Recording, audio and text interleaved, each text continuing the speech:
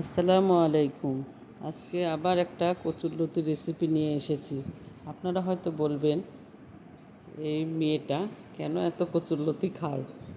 আমার খুবই ভালো লাগে সবজিটা। আমি যেহেতু ইলিশ মাছ দিয়ে বেশি রান্না করি, আজকে রান্না করব আমি লইটা শুটকি দিয়ে। শুটকি দিয়ে যে এত সুন্দর হয় কচুরলতি আমার জানা ছিল না। দেখুন তবে, এই যে চুলায় ফ্রাই প্যান বসায়ে লইটা শুটকিটা একটু টেলে নিব। একটু এই যে নাড়াচাড়া করছি। টেলে নেওয়ার পর গরম পানি দিয়ে আমি এটা ভালো করে ওয়াশ করে নিব। একটু ব্রাউন কালার হলেই আমি এতে পানি দিয়ে দেব।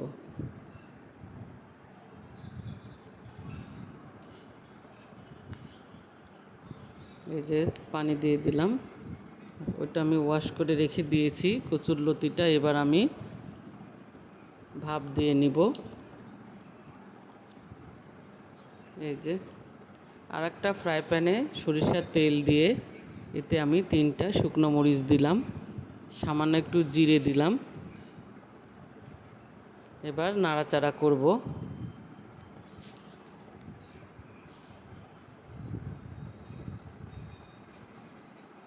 একটু নাড়াচাড়া করে এতে আমি 1 কাপ পেঁয়াজ দিয়ে দেব।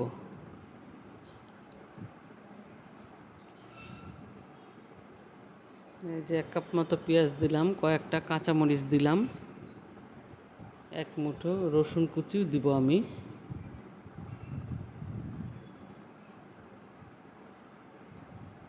এই যে 1 মুঠো রসুন দিয়ে দিলাম। শুটকি রান্নাতে রসুনটা বেশি করেই দিতে হয়, কচুরলতি যেহেতু আছে, যাতে গালটা না ধরে সেজন্য দেবো। এই যে আমি শুটকি মাছগুলো ভালো করে পরিষ্কার করে ধুয়ে টুয়ে এই যে আবার দিয়ে দিলাম ফ্রাই প্যানের ভিতর।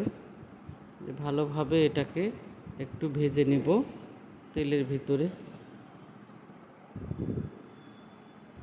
একটু ভাজা হলে এতে আমি একে একে সমস্ত মশলা দিয়ে দিব। এই যে গুঁড়ো হলুদ দিলাম, জিরে গুঁড়া দিলাম, ধনে গুঁড়া দিয়েছি,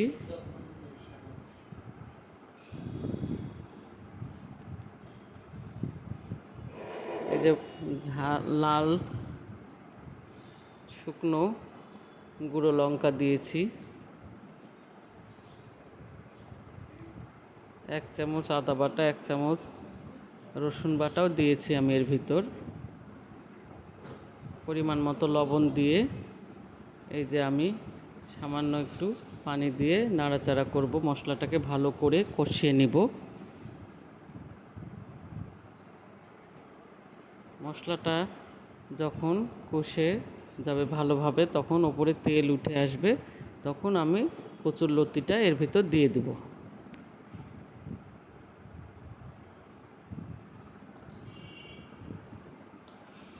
এই যে দেখুন মশলার উপরে তেল ভেসে উঠেছে। এখন আমি কচুরলতিটা ঢেলে দিব। এই যে এটা প্রায় সিদ্ধ হয়েই আছে, এখন ভালোভাবে এটাকে কষিয়ে নিব। এই যে সামান্য একটু পানি দিয়ে আমি এটাকে ঢাকা দিয়ে দিলাম।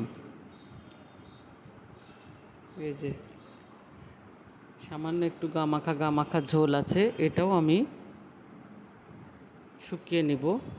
এই যে দেখুন আমার রান্না প্রায় শেষের পথে।